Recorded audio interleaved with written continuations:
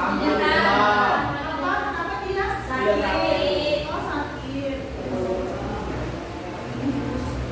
Nih, ibu tuh silau banget katanya ya, Pak. Pakai baju warna putih. Kok ini ada yang beberapa yang harus ganti baju ya? Kenapa nih yang nggak ganti baju nih? Kenapa Pak nggak bawa baju ganti? Dicuci bajunya. Oh, karena yang pakai baju olahraga sendiri ada bertiga, ibu masuk hukuman. Jadi dengerin dan nanti di akhir rangkum apa yang ibu jelasin. Mau nggak? Oke. Kita sebelum ke lanjut ke materi, ibu mau nanya sebelumnya materinya apa aja?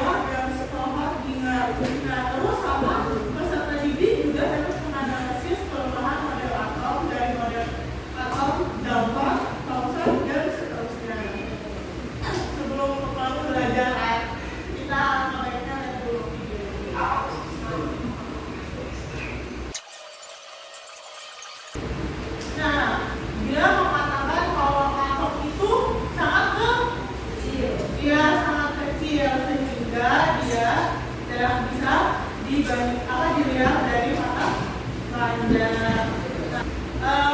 Jadi kalian ada nggak bayangan itu atom itu kayak gimana? Nah, karena nggak tahu ini dari ada beberapa yang kasih tahu kalau misalnya atom tuh ada yang bentuk seperti ini. Nah, kita pelajari abis ini. Nah, ada yang katakan kalau misalnya atom itu seperti bola pejam, terus itu ada yang kasih tahu juga kalau misalnya atom itu seperti kismis atau tata surya. Ini jadi pada tahun Masehi ada ilmuwan yang bernama Democritus. Dia itu mengemukakan bahwa kalau misalnya atom itu suatu zat yang tidak dapat dibagi-bagi. Nah, tetapi Democritus ini cuma mengatakan seperti itu aja, bahwa atom itu tidak dapat dibagi-bagi. Dia cuma mengatakan seperti itu. Nah, dia tuh tidak menunjukkan ilmuannya, apa meneliti gitu gimana. Nah, akhirnya dilanjutkan oleh atom Dalton ini. Nah, pada tahun 1904 Dalton ini tuh menyampaikan teori atom pada abad 19 dengan poin-poin atau postulатnya kalau misalnya atom ini tuh terdiri dari atom yang tidak dapat dibagi-bagi. Terus itu atom itu suatu unsur yang identik dengan massa. Lalu atom itu unsurnya itu berbeda, memiliki massa dan sifat yang berbeda. Terus atom itu juga dia tidak dapat diciptakan atau dihasilkan, hanya diatur ulang. Contohnya itu seperti air. Ada yang tahu nggak unsur air itu apa? Apa? Ya betul, air ini H2O. Ada yang bisa nggak gambarkan struktur H2O? Ada yang bisa nggak gambarkan struktur H2O? Kita sebutkan dong. Sudah betul ya H2O. Kalau mau disebutkan habisnya seperti ini.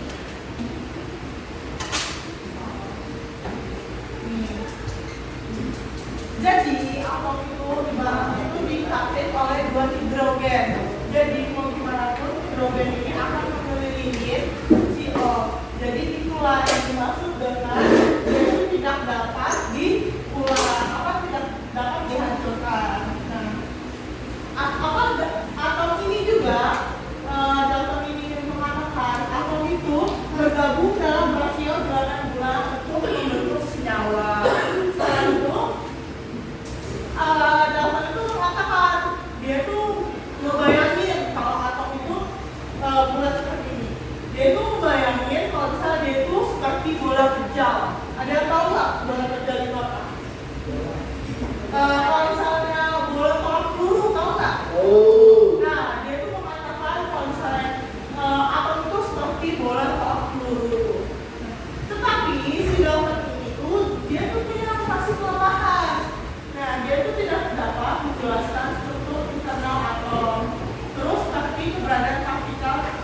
atomik seperti proton, neutron, dan elektron, dia itu masih belum bisa menemukan itu. Lalu dia itu juga tidak dapat menjelaskan sifat-sifat kimia dari unsur seperti bagaimana atom bergabung untuk membentuk senyawa, terus tidak mempertimbangkan adanya isotop, isoton itu dalam atom dari unsur yang sama dengan massa yang berbeda. Itu dia masih belum bisa. Lalu akhirnya ada ilmuwan J.J. Thomson, dia melakukan eksperimen menggunakan tabung sinar katoda yang mengusulkan model dengan film puding. Dia itu mengatakan bahwa atom itu seperti film puding. Nah, postulatnya itu masih dikasih tahu kalau misalnya atom ini terdiri dari partikel negatif yang disebut elektron dan partikel positif itu tuh disebut proton, atau yang biasa dia bilang itu dengan subpositif. Nah, muatan positif itu menyebar pada seluruh atom dengan elektron terbesar di dalam seperti kismis dalam kue. Nah, dari itu Thomson ini dia tuh masih tahu kalau misalnya atom ini itu tuh seperti roti kismis. Ada yang pernah lihat nggak roti kismis kayak gimana? Kecil kan? Nah, dia tuh masih tahu kalau misalnya inti atom itu tuh bentuknya tuh kecil. Seperti itu. Ada dia pas dia membuat penelitiannya.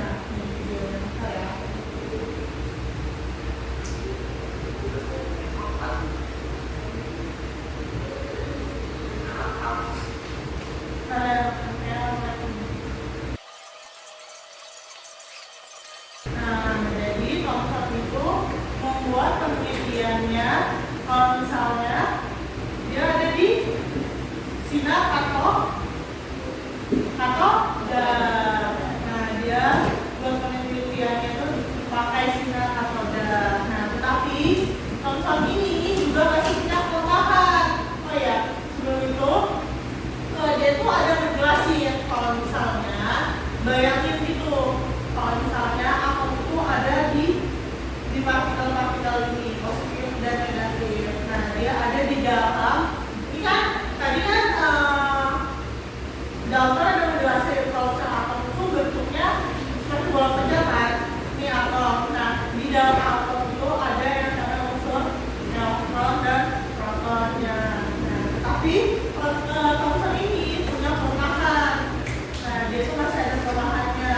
Dia itu nggak bisa menjelaskan susunan muatannya positif, negatifnya di dalam atom. Jadi itu ibaratnya tuh dia tuh masih kebayang, masih ngasih tahu plus negatif, tapi dia tuh nggak tahu kalau misalnya plusnya itu ada di dalam atom atau di luar atom. Dia masih nggak tahu gitu.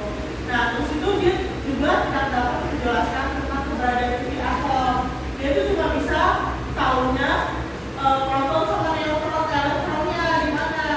Dia masih belum tahu neutronnya ada di mana. Terus gagasan bahwa muatan positif itu terbesar ternyata dalam atom tidak sesuai dengan bukti eksperimentalnya. Jadi dia masih nggak tahu. Dia itu masih tahu kayaknya itu terbesar itu lebih banyak di positifnya daripada neutron, dan dia juga nggak memiliki atom itu. Lalu akhirnya karena masih ada kelemahan, model atom ini lagi diteliti oleh Rutherford, dan nama aslinya itu Ernest Rutherford. Dia melakukan eksperimen pembuatan gas yang menghasilkan model atom nuklir. Nah, postulnya itu penggalangan yang dia lakukan itu atom itu sebagian besar adalah ruang kosong dengan titik kecil dan padat yang bermuatan positif di pusat.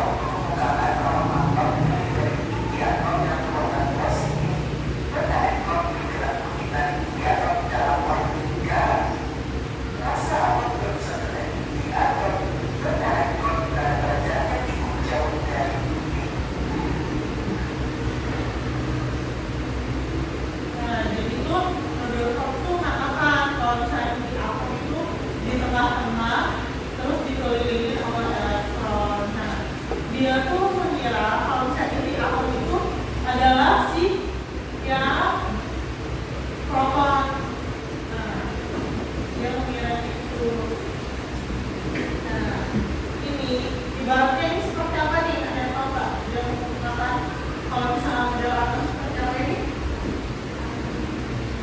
Seperti apa?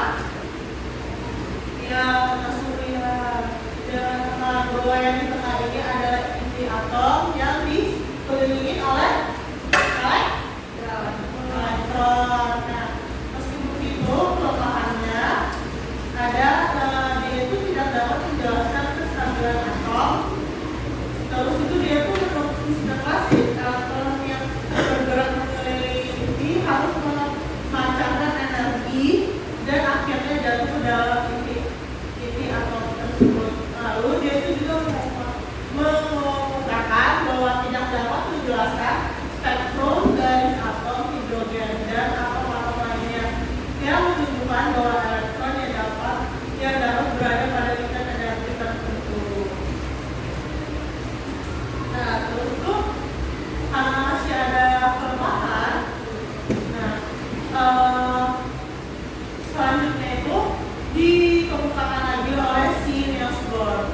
Nah, dia itu mengembangkan bahwa model atom ini berdasarkan teori kuantum. Nah, dia itu mengemukakan postulatnya itu elektron orbital inti dalam jalur melingkar pada tingkat energi tertentu tanpa kehilangan energi. Nah, terus itu elektron dapat melompat dari suatu tingkat energi ke tingkat energi lainnya dengan menyerap atau melepaskan energi dalam bentuk foton. Jadi itu menurut dia, nah itu ibu lihatnya. Kalau misalnya model ini juga berhasil menjelaskan spektrum emisi atau hidrogen. Nah, dia itu bentuknya gini. Jadi itu inti atom dan neutron itu digabung di sini yang dikelilingi oleh elektron. Jadi neutron itu mengatakan seperti itu. Jadi yang di tengah sini inti atom, terus yang itu protonnya yang dikelilingi oleh elektron. Nah, meskipun begitu, Bohr ini masih ada kekurangan. Dia itu akurat hanya untuk spektrum atom hidrogen dan modelnya masih menggunakan orbital netral, tidak sesuai dengan prinsip ketidakpastian Heisenberg, dan juga dia tidak dapat menjelaskan spektrum atom yang kompleks atau elektron. Nah, setelah itu kita karena masih ada kekurangannya, akhirnya dikemukakan lagi oleh 3 ilmuwan. Model kuantum ini bisa disebut juga dengan model atom modern. Nah, di pertama mengemukakan yaitu Maurice Degort pada tahun 1923, dia tuh dualisme sifat elektron yang dimana elektron ini bersifat material atau partikel dan gelombang. Jadi itu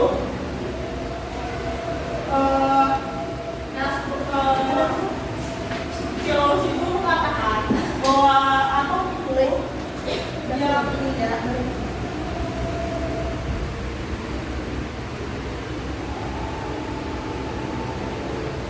partikel. Ini adalah partikelnya. Dan gelombangnya, nah gelombangnya itu yang ini. Ini gelombangnya.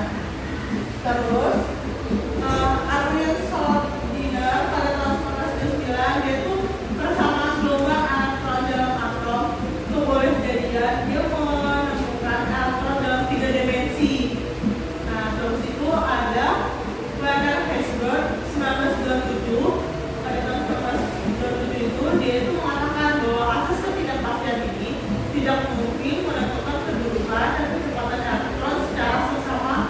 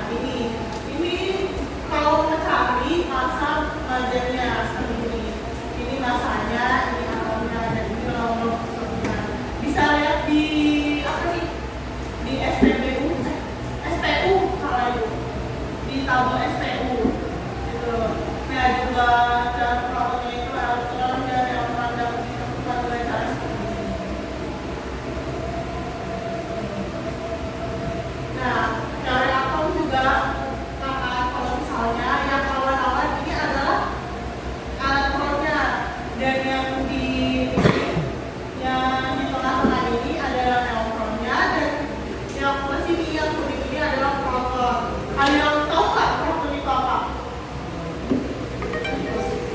Ya betul, positif. Kalau misalnya netral, ya negatif. Kalau neutral, dia ini ya dia ngejelasin tadi temuan kalau misalnya neutral adalah. Nah, dari sini ada yang ingin ditanyakan nggak? Di sini ada yang ingin bertanya nggak? Nggak ada. Udah paham semua ya berarti ya? Kalau udah paham semua, sekarang ibu kasih tugas buat kalian per kelompok. Ini ya satu bangku dulu, satu garis gini ya, untuk kerjakan sama-sama. Dimulai dari 25.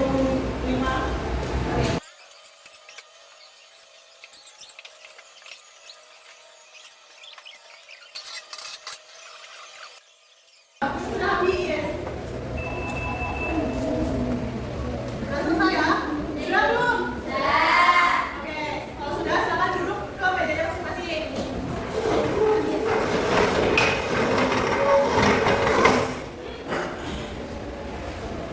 Jadi siapa nih yang mau ini duluan, yang mau baca pendapat untuk presentasikan? Nah, sebelum kita presentasikan kayaknya ada yang masih datang. Kita kayak ice breaking dulu, Mbak. Bel, Mia. Jadi nanti Mas tahu ya, satu saya bilang. Bel, Mia belajar kimia bersama.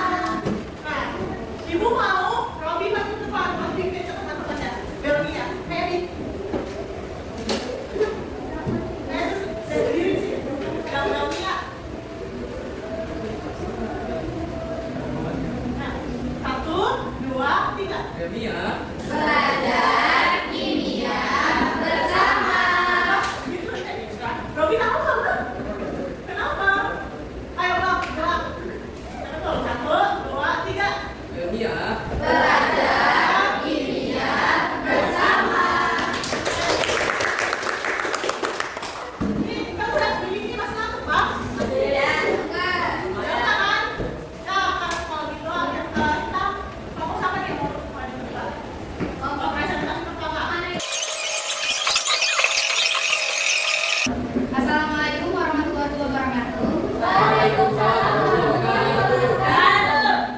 Perkenalkan, nama kami dari kelompok 1 ingin mempresentasikan hasil jawaban kami.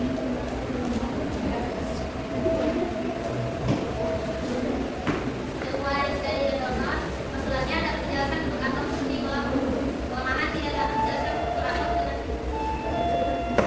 dengan nilai. Ilmuwan dari donor, di dalam atom terdapat zat negatif, elektron, pelemahannya tidak dapat dipahami. Niels Bohr menemukan titik letak di atom. Tidak dapat dijelaskan stabilitas atom. Nah, utama apa bilang? Nanti kita bakal bahas semuanya. Itu kayak mana yang kalian boleh maju ke depan. Yang siapa ya? Yang kalian tadi tuh maju ke depan, semuanya tuh hampir benar. Tapi ibu harus kasih tahu lagi. Kalau misalnya dari apa itu rumah peluru, tapi bola bejat atau bola